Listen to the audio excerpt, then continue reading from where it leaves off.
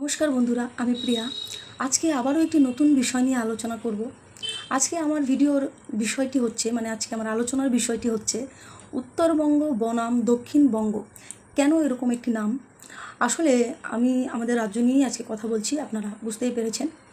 তো দেখা যাচ্ছে যে আমাদের রাজ্যে যে ভোট বা রাজনৈতিক ক্ষেত্রে প্রত্যেকবার এবং প্রত্যেক সময়ই দেখা যায় যে উত্তরবঙ্গ এবং দক্ষিণবঙ্গের মধ্যে কোথাও না কোথাও একটা মতবিরোধ। তবে কেন? আমরা সেই আসন সংখ্যার ক্ষেত্রেও দেখেছি। দেখুন, এর আগেও 2024-এর ভোট, 2019-এর ভোট, সেই সব জায়গায় আমরা দেখেছি যে দক্ষিণবঙ্গের একটা ব্যাপার আলাদা, তাদের মতামত আলাদা, আবার আমাদের উত্তরবঙ্গের মতামত কিন্তু আলাদা। আমি নিজেও উত্তরবঙ্গ থেকে। তো এবার সেটি কেন? আমাদের উত্তরবঙ্গেও লোকসভার 8টি আসন রয়েছে। তো এখানে কেন এরকম ব্যাপার ঘটে যে একদমই টোটালি আলাদা হয় এবং টোটালি তারা আমাদের শাসক দলের বিরোধে আছে কেন? এবং দক্ষিণবঙ্গের বেশিরভাগ সংখ্যাগরিষ্ঠ আসন আমাদের শাসক দলের পক্ষে। তো 19-এর ভোটেও আমরা সেটা দেখেছি। 19-এর ভোটে ছিলই না এখানে। এবার 24-এর ভোটে একটি আমাদের কোচবিহার ডিস্ট্রিক্টের কোচবিহারের আসনটি পেয়েছেন শাসক সরকার, যেটি আমাদের কেন্দ্রীয় মন্ত্রী নীতিশ প্রামাণিক ছিলেন যেখানে। তো তিনি হেরে গেছেন এইবার, বিজেপি থেকে তিনি হেরে গেছেন। এবার সেটি শাসক দলে, সেই কোচবিহারের আসনটি এবার শাসক দলে। এবার কথা হচ্ছে যে কেন এরকম মতামত আমাদের পাবলিকের বা জনতার মতামত কেন এরকম দুরকম কেন? তার উত্তরই আজকে আমি আমার ভিডিওর মাধ্যমে ছোট্ট করে বলার চেষ্টা করব। তো দেখুন, সবার প্রথমেই দেখুন, এবার আমি ফার্স্ট বলার চেষ্টা করছি। একদিকে দক্ষিণবঙ্গের কালচার, দক্ষিণবঙ্গের জীবিকা, দক্ষিণবঙ্গের সমস্ত কিছু আমাদের উত্তরবঙ্গের থেকে আলাদা। উত্তরবঙ্গের বেশিরভাগ পরিবার আমরা দেখেছি রাজবংশী, এবং বেশিরভাগ এই জায়গায় কি হয়, বিভিন্ন দেশ থেকে তাড়িত কথাটি আমার বলা উচিত হয়নি, পীড়িত হয়ে যারা এই দেশে চলে এসেছেন, তো তাদের সংখ্যা নিয়ে এবং যারা এই উত্তরবঙ্গর সাইডটি তৈরি হয়েছে, এটা আছে আর কি। এবার এখানে দেখা যায় বেশিরভাগ ক্ষেত্রেই বেশিরভাগই জীবিকা হচ্ছে কৃষি জীবিকা। কিন্তু আমাদের দক্ষিণবঙ্গের দিকে দেখতে গেলে সেখানকার জীবিকা কিন্তু কৃষি জীবিকা নয়। বেশিরভাগ জায়গায় তাদের আরও বিভিন্ন রকম জীবিকা রয়েছে। এবার আমাদের উত্তরবঙ্গের মানুষ কী চায়? তারাও সবসময় যে কৃষকের ছেলে কৃষকই হবে এমন তো কোনো ব্যাপার নেই। তারা চায় যে আমরা পড়াশুনো করব, তারা চায় যে আমরা নিজের পায়ে দাঁড়াবো, তারা চায় যে আমরা গান বাজনা করব, এমন একটি ভালো জীবন তারা চায়। কিন্তু প্রত্যেক ক্ষেত্রে যেহেতু আমাদের সিএম কলকাতাতেই থাকেন, কলকাতার সব কিছু তিনি দেখেন, সেই দিকেই তিনি আছেন, সেখানেই চুরি চামারিটাও সেখান থেকেই করছেন। তো যাই হোক, আমাদের উত্তরবঙ্গকে তিনি একদমই কি বলবো, বলে না যে কি বলে সতীনের সন্তান, সেই রকম একটা চোখে দেখে থাকেন। দেখুন, আমাদের উত্তরবঙ্গে কোনো কিচ্ছু নেই, না আছে কোনো খেলাধুলার বড় স্টেডিয়াম, কোনো মাঠ, বা না এখানে আইপিএল বা আরও অন্যান্য বড় খেলার মতো কোনো জায়গা, কোনো কিছু এখানে নেই। আপনারা ভাবুন, কলকাতাতে আছে, আমাদের যদি কোনো সময় কোনো খেলা বা কোনো ম্যাচ কিছু দেখতে ইচ্ছা হয়, তবে আপনাকে যেতে হবে কলকাতায়। এদিকে কিচ্ছু নেই। কেন? এদিকেও তো কত ফাঁকা জায়গা, জমি জায়গা, এদিকেও একটা তৈরি করা হোক। এদিকে উনি করবেন না।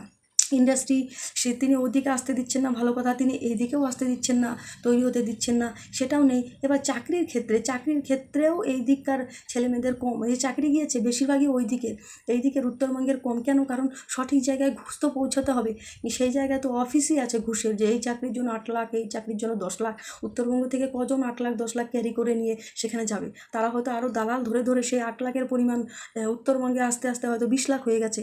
20 লাখ খেয়েছে, 8 লাখ 10 লাখ ওই কলকাতার কাউন্টারে পৌঁছে দিয়ে চাকরি পাইয়ে দিয়েছেন, এমন হয়তো হয়েছে। তো এত টাকা দেওয়ার সামর্থ্য তো সকলের থাকে না, তাই এখানে উত্তরবঙ্গ থেকে সেই ঘুষ দিয়ে চাকরির সংখ্যাটাও কম, যতজনের আছে আর কি, সেই সংখ্যাটাও হয়তো কম।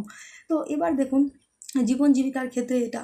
এবার কলকাতা, আমি আগেও বলেছি, সেটি জনবহুল শহর, সেই সাইডগুলো, সেই সব জায়গায় বিভিন্ন আরও যে গ্রাম সাইডগুলো রয়েছে, সেখান থেকে ট্রাভেল করে 1-2 ঘন্টার রাস্তা, রেলপথ বলুন, বাসপথ বলুন, খুব ইজিভাবে কলকাতার মতো শহরে পৌঁছে যাওয়া যায়। কিন্তু আমাদের উত্তরবঙ্গ থেকে 6-7-8 ঘন্টার একটা ডিস্টেন্স আছে, তো এত তাড়াতাড়ি সেখানে পৌঁছে যায় না। ডেলি প্যাসেঞ্জারি করে কোনো কাজকর্ম আপনি করতে পারবেন না।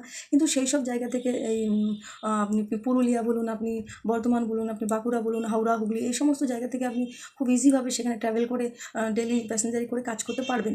তো সেই জায়গা, এবং আরও একটি বড় জায়গা হচ্ছে ইন্ডাস্ট্রি, যেখানে শুধুমাত্র অভিনয় জগৎ না, অভিনয় থেকে শুরু করে গান বাজনা নাচ, এবং আমাদের যে বর্তমানের সকলের বাঙালিদের মন কেড়ে রেখেছে, বাঙালি মহিলাদের মন কেড়ে রেখেছে, বয়স্ক লোকেদের, সেটি হচ্ছে জি বাংলা, স্টার জলসা। এগুলো যে ব্যাপারগুলো সব টোটালি কিন্তু দক্ষিণবঙ্গের দিকে।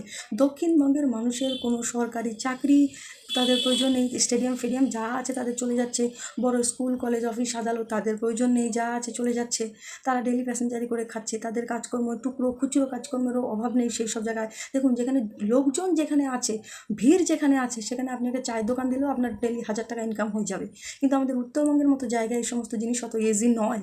হ্যাঁ, যে সমস্ত জায়গায় জনবহুল এলাকা সেখানে হতে পারে, কিন্তু সব জায়গায় নয়। আর ওই সমস্ত জায়গায় বেশিরভাগই তাই। মানে আমি বলতে চাচ্ছি, দক্ষিণবঙ্গে যদি 1000টি চায়ের দোকান চলে, আমাদের উত্তরবঙ্গে হয়তো 100টি চলবে। তাহলে বুঝতেই পারছেন ব্যাপারটি কেমন। তো এইরকম একটা ব্যাপার। আর এই জায়গার উত্তরবঙ্গের ছেলেমেয়েরা অবশ্যই তারা চায় চাকরি, নিজের পায়ে দাঁড়াতে, কিছু একটা করতে, কর্মসংস্থান। সে কারণে তারা সরকারকে হয়তো বদলাতে চাচ্ছে, যে সরকারের বদল হোক, এই সরকারের প্রসেসগুলো ঠিক মনে হচ্ছে না, তারা এই সমস্ত কিছু বুঝেছেন, তাই তারা বদলাতে চাচ্ছেন। শুধুমাত্র যে সরকারের থেকে চাকরি ক্ষেত্রে, শিক্ষা ক্ষেত্রেই উত্তরবঙ্গের লোকজনেরা বঞ্চিত হচ্ছে সেটা কিন্তু নয়। আপনি দেখুন, বিভিন্ন ক্ষেত্রে, ট্যালেন্টের বিভিন্ন ক্ষেত্রে, খেলাধুলা থেকে শুরু করে সমস্ত কিছুতে, খেলার ক্ষেত্রে উত্তরবঙ্গ থেকে ভালো ভালো খেলোয়াড়রা, সেটা ক্রিকেট হোক, ফুটবল হোক, যাই হোক না কেন, এখান থেকে তাদেরকে যে যারা নাকি খেলাতে অলিম্পিকে গিয়ে স্বর্ণপদক, রৌপ্যপদক জিতে আসছে, তারা কলকাতা অমুক সমুক এই সমস্ত জায়গায় সুযোগ পায় না, চান্স পায় না, তাদেরকে তারা চেনেই না। এবার অথচ তারা অলিম্পিকে গিয়ে মেডেল জিতে আসছেন। এইবার সেই জায়গায় আপনি বলুন, গানের ক্ষেত্রে আমাদের উত্তরবঙ্গে কি এমন কোনো শিল্পী নেই যে সারেগামার মঞ্চে যে সে ফাইনালিস্ট হতে পারে বা ফার্স্ট হতে পারে, মানে উইনার হতে পারে, এমন কোনো শিল্পী কি নেই? গানের ক্ষেত্রে বলছি, নাচের ক্ষেত্রে বলছি, এমন কোনো শিল্পী কি কোনো দিন তৈরি হয়নি? আজকে পর্যন্ত যবে থেকে টেলিভিশন তৈরি হয়েছে, আমি বলতে চাচ্ছি আর কি, যবে থেকে এই শোগুলো তৈরি হয়েছে, তবে থেকে আজ পর্যন্ত এই শোগুলো, টেলিভিশন, সমস্ত কিছু ঘেটে দেখুন, আমাদের উত্তরবঙ্গের ছাপ সেখানে কোথাও পাবেন না। উত্তরবঙ্গের কোনো সিঙ্গার হোক, কোনো মানে আমি বলতে চাচ্ছি, কোনো সিঙ্গার হোক, কোনো ডান্সার হোক, মানে নৃত্যশিল্পী হোক, বা কোনো মানে কি বলবো, মানে অন্য কোনো পোস্টের হোক, যা কিছু বলুন না কেন, এই উত্তরবঙ্গ থেকে সুযোগ সুবিধা সমস্ত কিছু থেকে তারা বঞ্চিত। তাদেরকে দেখছেনই না, সরকার তো তাদের বঞ্চিত করছেনই। এই সমস্ত টিভি শো, অমুক সমুক, সেই সমস্ত জায়গাও আমাদের এদিকেই আসে তারা প্রমোশন করতে, এটা করতে, অমুক সেটা করতে, প্রচার করতে। কিন্তু এদিককার ছেলেমেয়েদের, এদিককার ট্যালেন্টদেরকে তারা কদরই করে না। আপনারা দেখুন, জি বাংলার মতো, এটা ব্যক্তিগত নেবেন না কেউ, আমি দুজনকেই ভালোবাসি, আগেই বলে নিলাম। জি বাংলার মতো শোতে, দাদাগিরিতে আপনারা দেখে থাকবেন যে কিরণ দত্তকে ডাকা হয়েছে, একজন ইউটিউবার, বড় ইউটিউবার, আমাদের কলকাতার মানে ওয়েস্ট বেঙ্গলের বড় ইউটিউবার একজন। তো তাকে ডাকা হয়েছে, ঠিক আছে, তার অনেক সাবস্ক্রাইবার আছে, তাকে ডাকা হয়েছে, ঠিক আছে, মানলাম আমি। কিন্তু আরও যে বাকি এটা ওটা ডাকা হয়েছিল, তাদের সবার কিন্তু অনেক লক্ষ লক্ষ কোটি কোটি সাবস্ক্রাইবার ছিল না যে তাদেরও ডাকা হয়েছে। কিন্তু আমাদের উত্তরবঙ্গেও কিন্তু এমন ইউটিউবার আছে, আমি সকলের নাম করছি না, একজনেরই নাম বলছি, সিনেবাপ মিন্ময়, আপনারা জেনে থাকেন, তারও কিন্তু মিলিয়ন ভিউ মানে সাবস্ক্রাইবার আছে, কিন্তু তাকে কিন্তু ডাকা হয়নি, সেও কিন্তু বঞ্চিত হয়েছে। হয়তো সে কলকাতার ওখানকার হলে পরে তাকে ডেকে নিত 100-তে, কিন্তু এই দিককার জন্য তাকে ডাকা হয়নি, তাকে হয়তো অনেকটা দূরে সরিয়ে রাখা হয়েছে। কিন্তু সেই শোতে আরও এমন অনেক পার্সনরা ছিলেন যারা হয়তো সেখানে যাওয়ার যোগ্যই না, যারা তেমন কিছুই করেনি। হ্যাঁ, কিরণ দত্ত অবশ্যই যোগ্য, আমিও তার ফ্যান, কিন্তু মানে সকলে, আর যারা বাকিরা ছিল তারা কিন্তু নয়। তো সেই দিক থেকে আপনি বিচার করে বলুন, প্রত্যেকটি ক্ষেত্রে, প্রত্যেকটি জায়গায় উত্তরবঙ্গবাসীরা বঞ্চিত। সে কারণে আমি বলছি, কোথাও না কোথাও এই বঞ্চিত হওয়ার কারণেই তারা বদলাতে চাইছে এই সরকারকে। এটাই হচ্ছে মেন কারণ। তো যাই হোক, আমি আমার ব্যক্তিগত মতামত আমি আমার ভিডিওর মাধ্যমে জানালাম। আপনাদের কি মনে হয় আপনারা অবশ্যই আমাকে জানাবেন। আপনাদের মূল্যবান মতামতেরও আমার কাছে অনেক অনেক অনেক অনেক দাম আছে, আমি সেটা অবশ্যই শুনবো আপনারা যেটা বলবেন। তো যাই হোক, ভালো থাকুন, আর দেখা হচ্ছে পরের ভিডিওতে।